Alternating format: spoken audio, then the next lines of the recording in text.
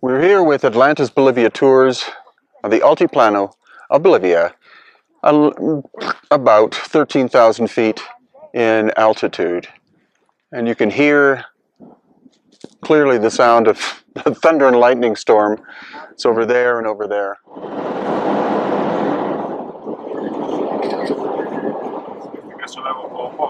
Está exactamente a esa distancia.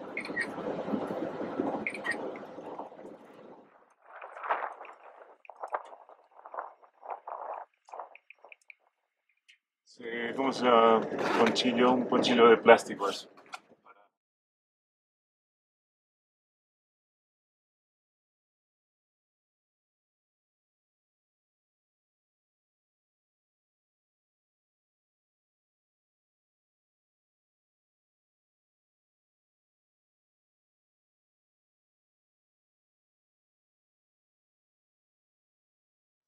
This is the location of author J.M. Allen, or Jim Allen's Atlantis in the Andes. And 12,000 plus years ago, this was all water below me. Lake Titicaca was 10 times the size it is now. All that remains now is a little bit of Lake Poopó there. But what's fascinating about this place is that you can see it's in the high Altiplano of Bolivia. Everything's flat. But here we have 3 concentric rings going around this mountaintop here. And that is consistent with Plato's concept of the city, not the continent, the city of Atlantis. Also, Plato talked about that Atlantis had 3 different colors of stone: red, black, and white. That's exactly what we find here.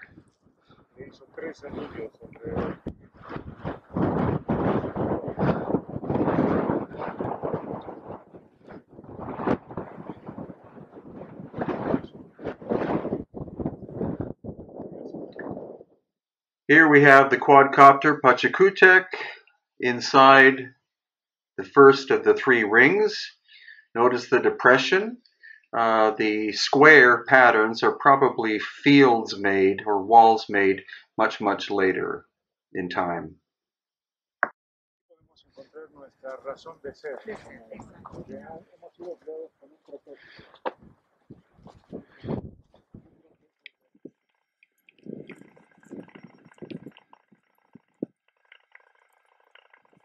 Okay, this is the second of the 3 rings, and we still have quite a ways to go up.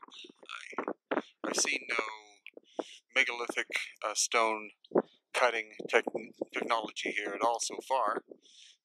Most of this stone is volcanic basalt. This could have been an ancient volcano.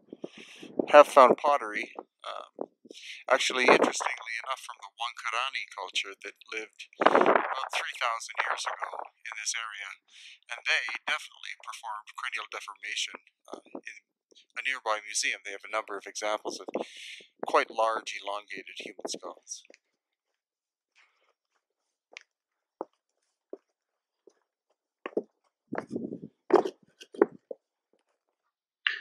You can clearly see that a lot of effort was put in somewhat ancient times to create this grid work of what appear to be corrals, as well as this massive staircase system that goes all the way to the summit.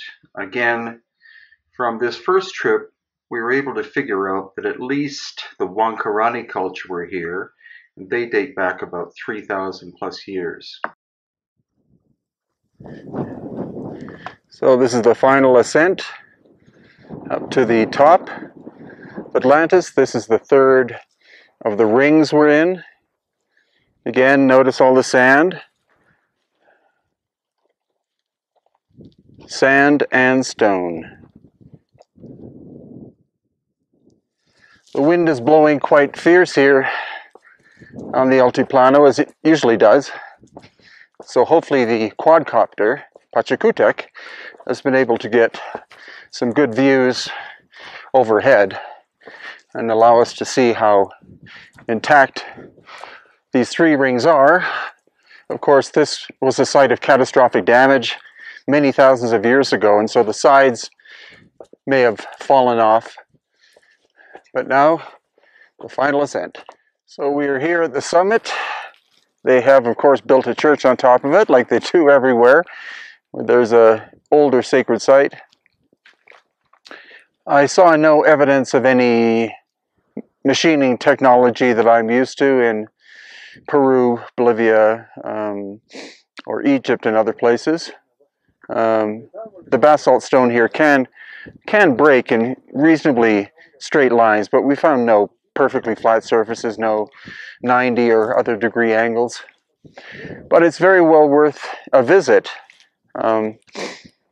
This place, Atlantis in the Andes, is located about 2.5 hours drive south of the city of Oruro, which is south of the capital of La Paz.